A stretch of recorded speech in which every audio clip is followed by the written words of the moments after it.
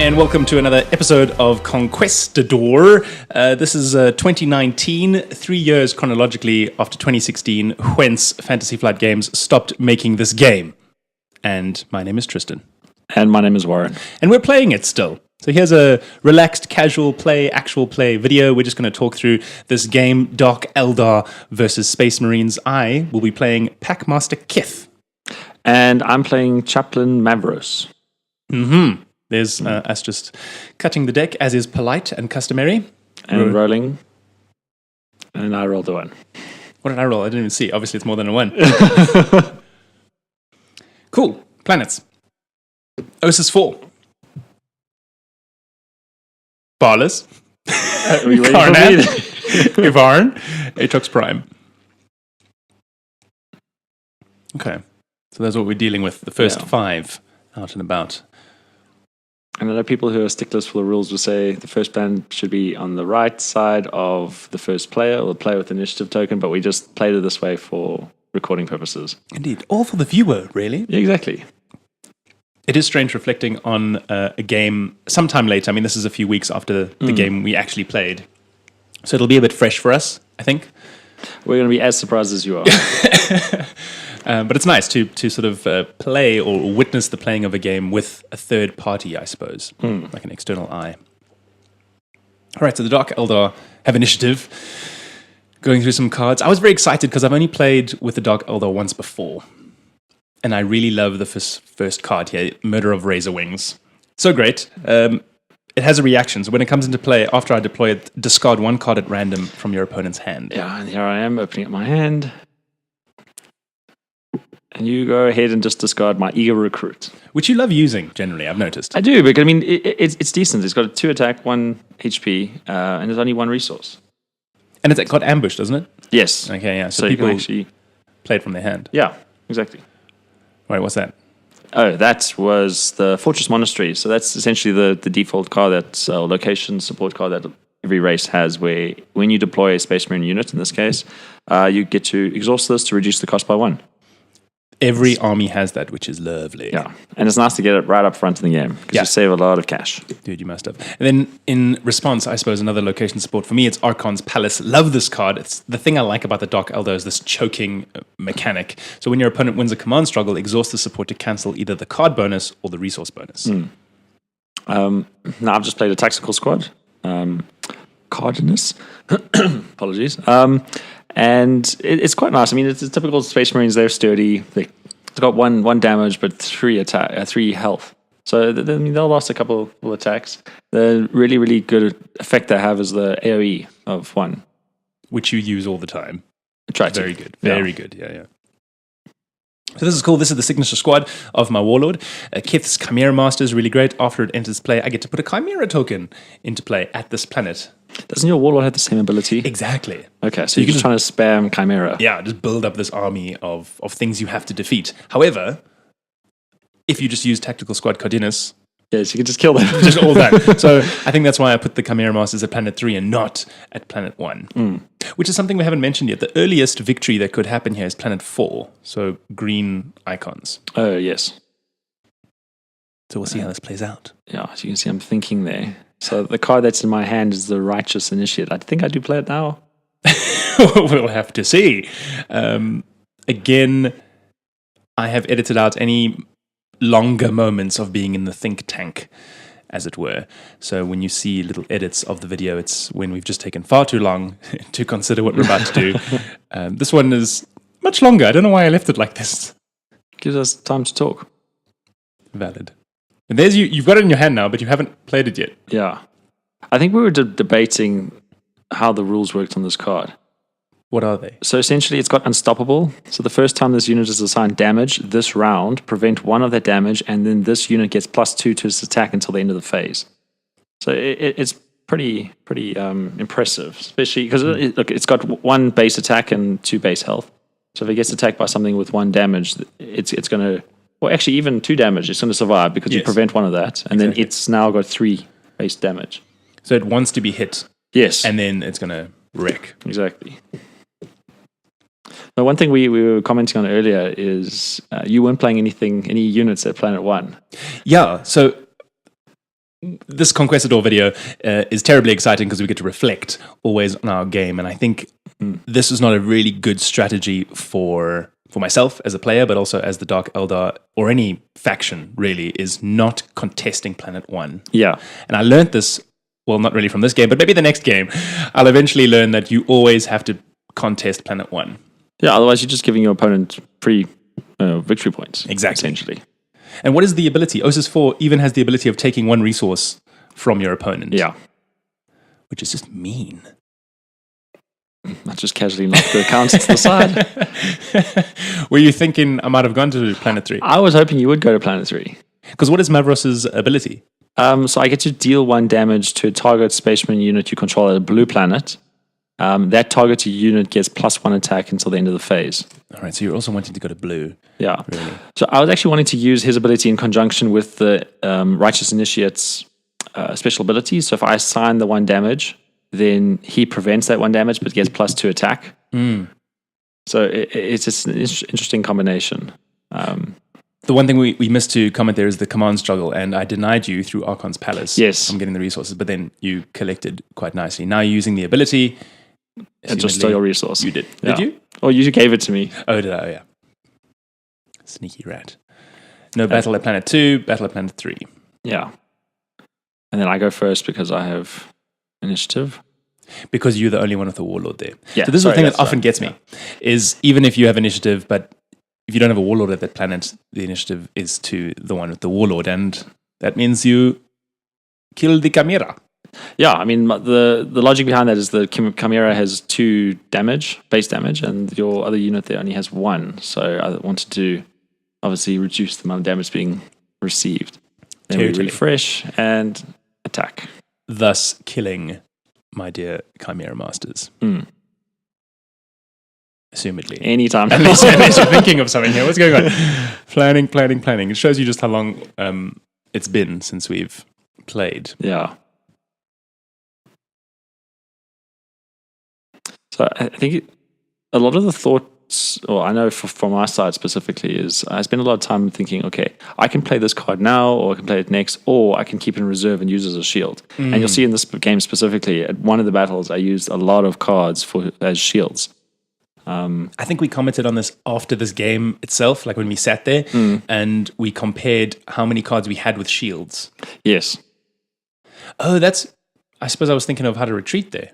Or when to retreat, yes. or what to do there.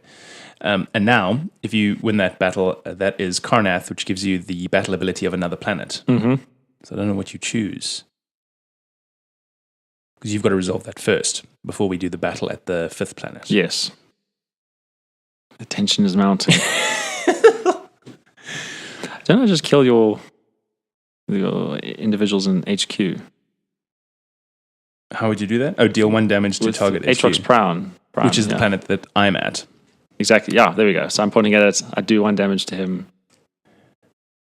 And that was the same planet that I want to use that ability on. And it looks like you were going to... What was going on there? There you yeah. go. So instead I'm using it at an adjacent planet. Then you use a shield. And then I use... What was that? No Mercy? Yeah. Yep. So it negates the shield. And how does No Mercy work again? You've got to... It's a reaction or interruption. And you've got to exhaust a unique unit. And that's what we spoke about there, is then doing that. So I wonder, we haven't sort of investigated any particular FAQ or rules about using No Mercy in that phase or that section of triggering a battle ability, because it was really nice for you because you get to exhaust him and then he's going to come back to my HQ anyway. And the thinking around that is really lucky. Yes. Yeah. And just thinking whether No Mercy works most balanced in combat, I wonder. As opposed to just using planet's abilities. Something to research. But yeah, we were happy with how that worked out. And now I was, I suppose, more happy because I knew I'd always have all of your units in your HQ to use Aatrox Prime. Yeah. You used that planet quite a few times in this game. I think so. It was the only thing I had going for me. Looks like you used the shield there. I did. Rally the Charge. It's just got a 1 shield. You were very vigorous with your gesticulating in this game. Knocking command dials aside, throwing damage onto cards. trying to express what's happening in the game to the viewers. It is expressed. And the next planet now is, what is this one? Iridial. Iridial. Remove all damage from a target unit. I hate it when this planet comes out when I'm playing Warren because he always uses it well. He uses it to good effect. Yeah, I just have my warlord stack up, 6 damage and then just clear him. Which I suppose is something I should know by now and figure out how to combat. So hopefully in future. All right, so we stock up on 4 resources for a new turn and 2 cards. Okay, yeah, then I spend a good chunk of resources playing the Imperial Fist Devastators. Well, no, look, you tapped your support card to only pay 3. True. But the nice ability it has as a reaction is after you deploy the unit to a blue planet, which it is at, I get to destroy a target location card. So and there goes my Archon's Palace. Exactly. Now I can no longer... This is the thing I liked the first time I played Dark Eldar, is that ability to choke and just constantly stealing cards, denying resources. It was a fun way to play Dark Eldar, and now you've taken away that ability. And discarding my cards as well. The Hellion Gang comes out flying. That's really all they are good for. It's a 2 attack, 2 health, 2 cost unit. So I'm just thinking, I'm trying to battle for... Now it's interesting... We just said the earliest way you could win is a green, but now I'm contesting for a non-victory planet. A weird decision. Oh, you mean the 4th one? Well, yeah, look, so you played current planet 3. Yeah. Instead of contesting, I'm putting something out to Karnath. Oh, I see. They're probably just hoping to win the next battle. And again, there's no Dark Eldar being inserted, I suppose, committed to planet 1. Again, yes. Yeah. Has the video frozen? No, it hasn't. Okay. But also, I mean, a good point is your units there have flying, but they have 2 health. So if you had to commit to planet 3 or the current planet 3, the Devastators have 4 damage. Even if with the flying rule, it halves the damage and rounds down, so 2 anyway, it would kill them. I think it was a smart move in that sense, but you probably wanted to contest Planet 1. Needed to. Fenrisian Wolf. Yeah, so I just played that. It's interesting card effect. You attach to an army unit, and as a reaction, after battle begins at a planet, you exhaust attached unit to deal damage equal to its attack value to a target army unit at the same planet. So the idea behind this is you use it before the ranged attacks go. That's why it's good to use. Yes. Got you. Yes. Just looking at the card quickly. I'm just looking at the card. I'm like, yes. So here should be a suggestion to what the Dark Eldar are aligned with. And we discovered in this game that little old me has made a what's it? Illegal deck, as it were. Yeah. I was under the impression, having played a fair few Warhammer Conquest games, that you could align with either of the factions on either side of the alignment wheel of your army. Turns out that's not the case, and that is in the rulebook, which we read after this game. So forgive me, but it looks like I'm aligned with Eldar, and you'll find out later that I'm in fact not. But for now, the Rangers are out, so I'm just thinking a little bit of range to get in before you to those Devastators and try to do a little bit of damage. Oh, yeah, definitely. Thinky. I'm just looking at the resources. I know in this game I ended up accumulating quite a few resources towards the end, but I honestly wasn't picking up all that many army units to play. So I had a lot of these cards, and like we mentioned earlier, to shield, but they're not army units. So I wasn't actually able to play a lot of my resources. In response, I'm just like, spend. Agonizer of Bren, a nice little attachment. I get to attach it to an army unit, and it just gets +1 attack for each Chimera token you control. So here again, trying to do more ranged damage, thinking that when my Warlord comes in, there'll be an extra Chimera on the field. Yeah, and then there's +2 to your range. What's their base attack? I think it's 2. Okay, it looks like a 2. And then essentially that's 4 damage. It could kill the Devastators. But as you've just said, if you're sitting with a lot of cards in your hand having not played, which is something your opponent should be able to see based on the resources that remain, which I didn't, you would be playing shields to cover for that. Yeah. You can see I was indecisive. I had made my decision which planet to commit to, and then I didn't lift my hand off the dial. It's like the universal notice, I suppose. Yeah. Flip. Oh. So So then I head to Karnath, obviously, for whatever reason. And now we have this battle set up. Again, not contesting Planet 1, which is a fail. Faux pas, serious mistake. I think you were trying to avoid that Fenrisian wolf, that ability, because look, even though I had initiative, I could have beaten the ranged. So that's why you didn't put any ranged units there. They were doing command struggle, getting resources, cards, not denying me. No, which I tried to do as much as possible, but not to consistent success.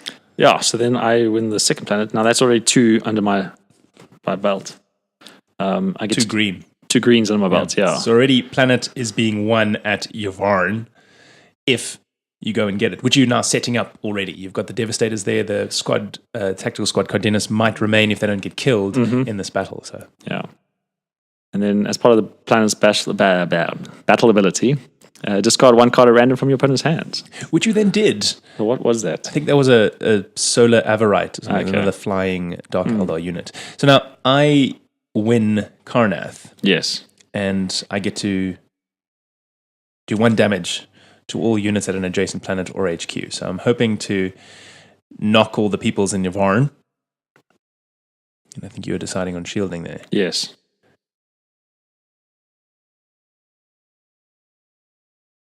The tension is mounting. Once again, so much tension. We have very little supports. I know our previous games we played, there were lots of supports down. Especially when you play Imperial Guard. Yes. You are very fortunate. You draw well. And then there's just all of them. I think we were mentioning this earlier. I was building an Orc deck. I forget the Orc Warlord's name, but the one that lets you ally with Imperial vehicles and Space Marine vehicles. And I was looking at all of the things they have. It's very strong. Oh, yeah. And very pretty. And I remember that card of conscripts. Okay, well, there we go. Sorry, I'm interrupting you, but it's indomitable. Essentially, if I pay the resource for it, I get to. Also, how it reads is after a Space Marine unit is assigned damage by an attack, prevent all of that damage. So you block 1 card, then you shield another, and you Yes. just take 1 for Mavros because you can only shield 1 Exactly. thing at a time. Actually, reading that, that's probably a misplay there because How so? it cost me 1 resource to play Indomitable. It has 1 shield automatically, so I could have played it without paying the resource, shielded for the 1 damage because you're only assigning 1 damage. It's a bit of a poor play on my side. It would cost you 1 resource in faux pas.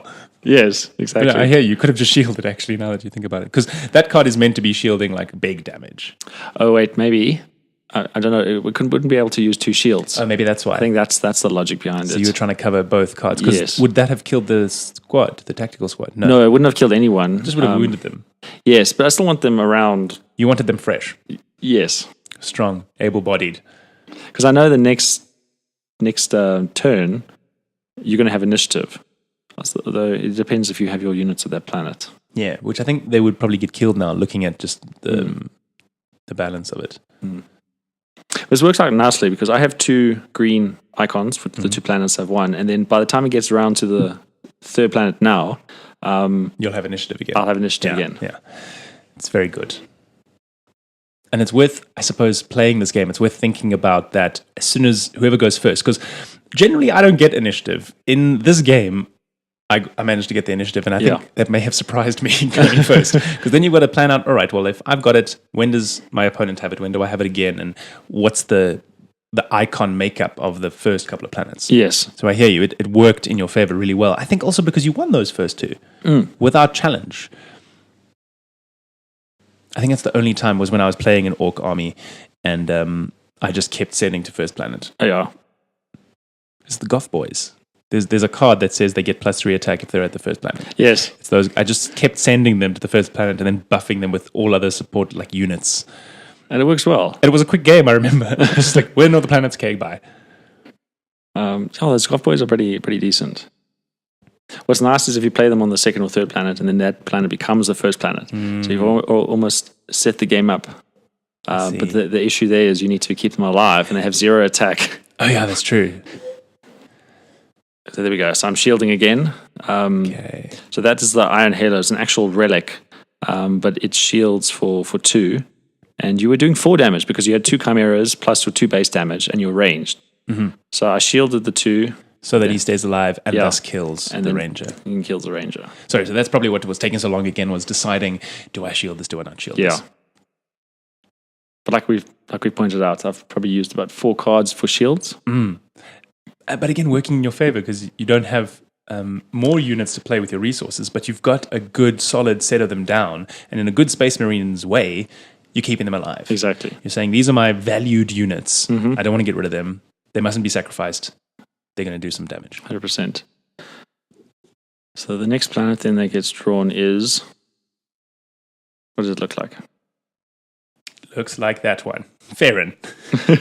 we can't see it from this far. Maybe you can, viewer. So Farron gets you, allows you, if you win that battle, to route a target non-warlord unit. Send it away, back to HQ. Yeah, it's quite a nice planet ability. We've used it quite a bit in the previous games. I think since we've started recording our games in this way and reflecting on them and talking about them, I've learned the benefit and the power of routing. And that is neither of us. That is a third person who came by and decided to gift us with that. Yeah, Tristan doesn't like wearing nail polish. Not on Wednesdays.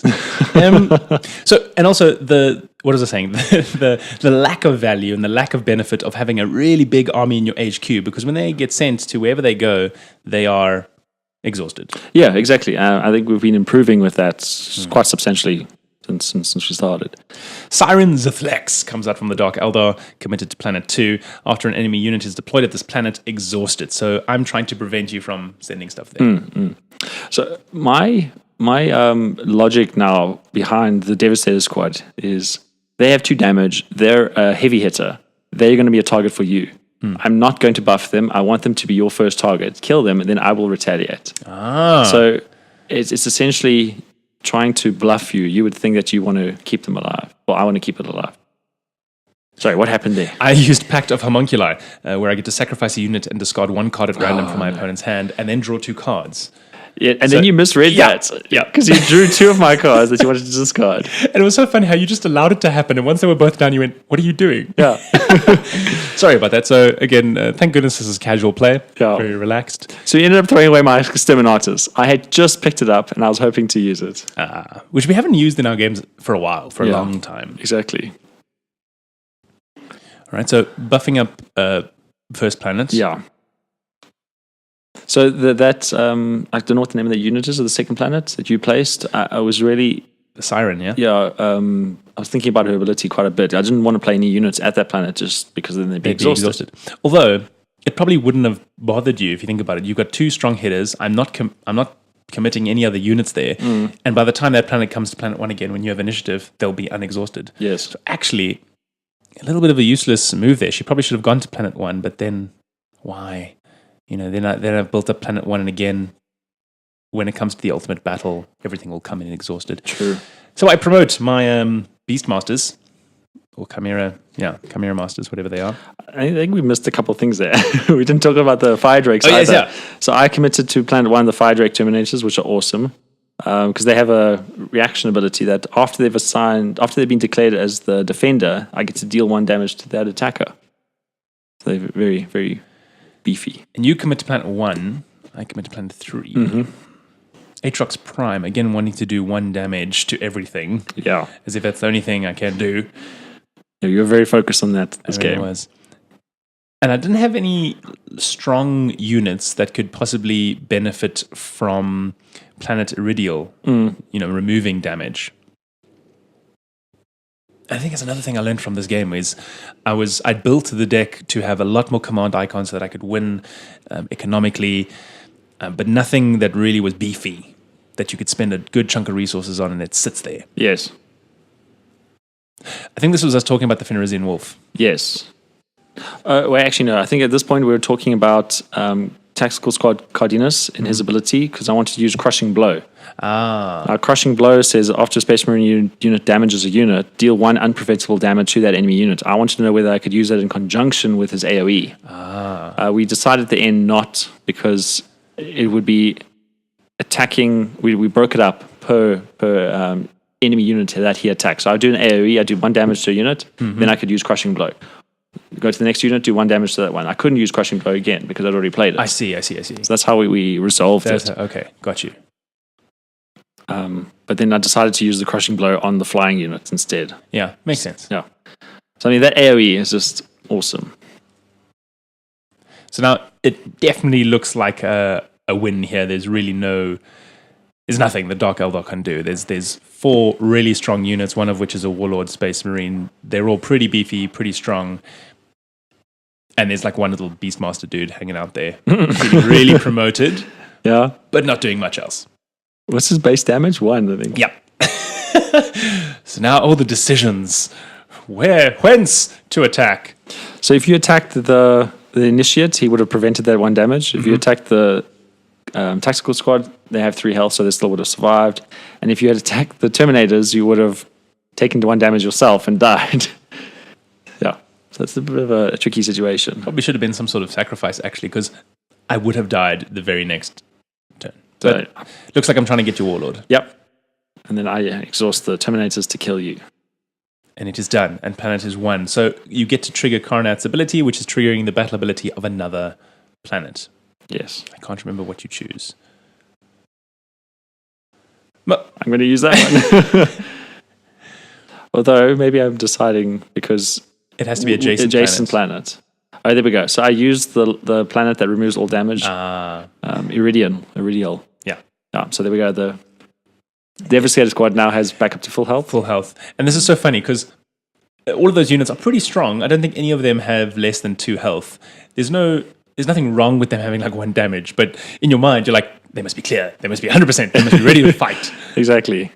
I love it. All right, so now this massive army is going to come in exhausted to the climactic final planet. And again, something that could have been prevented if the Dark Eldar were contesting that first planet. Yes. Maybe this game would have gone on a bit longer. Maybe just at least to the current planet 4.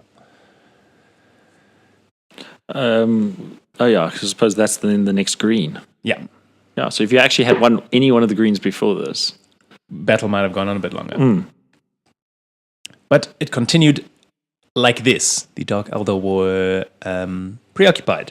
So I'm always amazed how when we played this game initially, we'd focus on attacking each other's warlords and we'd bloody them and then kill them, and that's how we won. Now there's a lot more strategy behind it, and you're aiming to get those objectives, those strategic objectives. So what we can assume is the final battle. We've restocked on resources and new cards, and the initiative passes to the Space Marines. I go and play a Promethean mine. I mean, really just for nothing, really. Because I had so many resources. Let me just spend some things. No, but in all honesty, like I said earlier, I didn't have all that many army units. Although looking at the field, there's quite a few, but I hadn't been picking them up more and more. I was really just had all of the tactics and events. So now, this probably should have been thought of a bit more. Raid, it cost me 0 to play, but is a 2 shield. And I used no shields in this game. And I maybe should have hung on to it for the last battle. But I played it so that I could steal a resource from you because that felt more Dark Eldar. You got another support down there. Oh, I did play a sword, yeah. So that is the Secluded Apothecarian, which is it's an average card. After a Space Marine unit you control is destroyed, you exhaust the support to gain 1 resource. So it works very nicely in conjunction with, what's the other warlord, the Space Marine warlord? The Kato Sicarius, no? Yes. Really? Yeah. Well, I mean, because every time an enemy unit is killed at the planet he's at, you get 1 resource. So plus this card, every time your unit dies, you get a resource. Oh, wow. Yeah. You just make a big battle. Exactly. So here is where you first see the mistake in the Dark Eldar deck is, actually they're aligned to Chaos. They can't be aligned to both Eldar and Chaos. And I think what I've since done immediately after this game, I rebuilt the deck, just to remove any traces of Eldar. And in fact, it is a Chaos Dark Eldar deck. Do you like that combination? Do you think that worked well? I think I like the cards more. Also because I like having an Eldar deck. And those cards are actually really beneficial to put in that Eldar deck. Yes. And I haven't yet built a Chaos Army. We will in future. Right. Sybarite Marksman. Just arranged. I thought I needed to get some first shots in. And I played the Death Guard Infantry purely because they were beefy. Yeah. I think this is also, we had a long discussion around killing that ranged unit. So when I eventually commit to Planet 1, I had the initiate, the righteous initiates. They weren't able, because they come in exhausted, so the next then round of battle, they would have readied. To use that ability. And then I wanted to use the Fenrisian Wolf to attack before you're ranged. And we were debating the semantics around when that can be activated. But essentially, that's the logic behind what I was trying to achieve. So I don't know what I was thinking here. Putting down an army unit not at Planet 1, that is the Chaos Fanatics.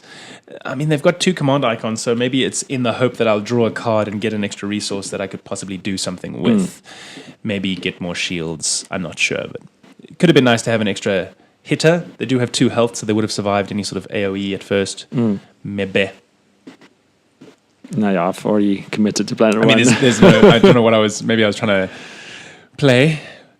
Bluff? No, none bluffing. Yeah. It makes no sense to go anywhere else other than Planet 1. Hence comes your retinue. And running out of space. Yeah, it's not a bad thing to say. Like, it's not a bad problem for a player. All right. Do we remember to do command struggle? Because often we get very excited about all the little things that are happening at the start of a battle. I think we're counting up there now. Oh, yeah. Okay. Yeah, fantastic. there you go. So, and then I get a card and a resource. What is it? I don't know. Is it useful? I think, just at a quick glance, that might be Archon's Terror. I don't know if that's true. Maybe. But I only have 1 resource, so I wouldn't be able to use it anyway. But maybe it's a shield. Who knows?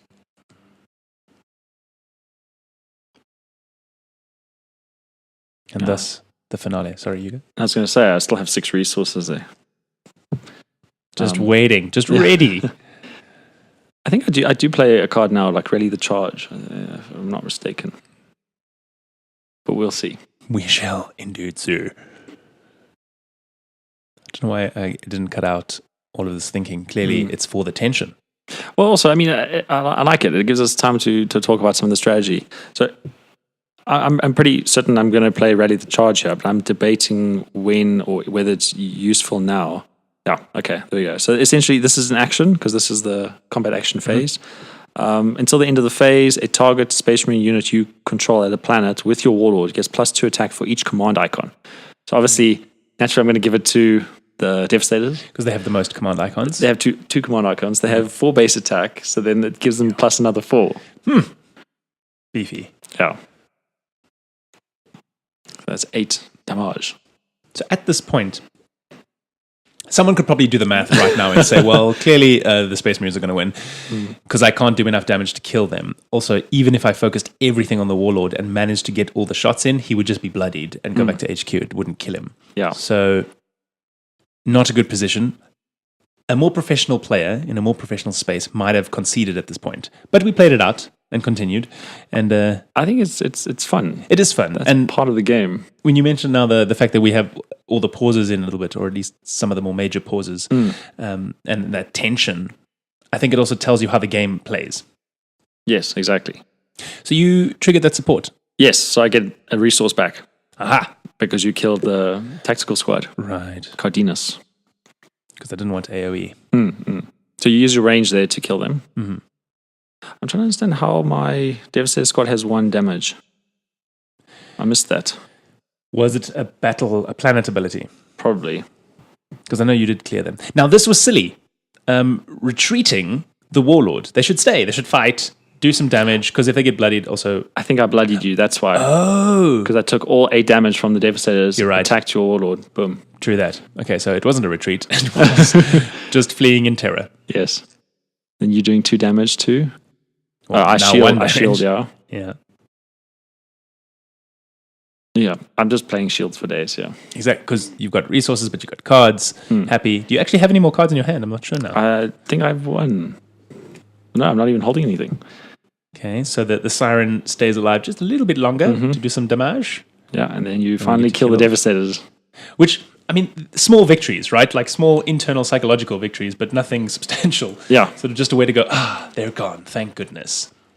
But already you still have 4 units.